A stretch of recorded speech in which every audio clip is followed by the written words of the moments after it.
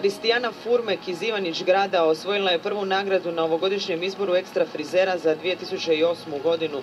Na velikom finalu održanom sinoć u kristalnoj dvorani hotela Kvarner, 6 finalista iz cijele Hrvatske natjecalo se u 2 zadane kategorije: modno šišanje i boja te avangarda.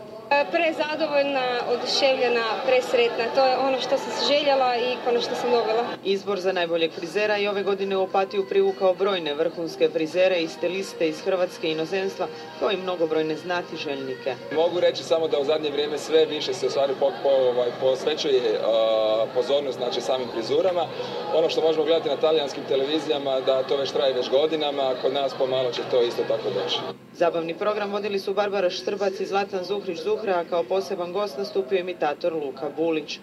Prelijepi modeli, još ljepše frizure, puno truda, vrlo kreativno, zabavno. Finalisti su odlukom žirija izabrani između svih frizerskih salona koji su tijekom 2008. godine prijavili se na ovaj izbor. U sklopu festivala Hairstyle News održani su i brojni sajmovi frizerskih proizvoda te seminari i prezentacije, na kojima su prisutni mogli naučiti nešto više o frizerskom poslu, ali i saznati koje nas novosti i trendovi očekuju u budućnosti.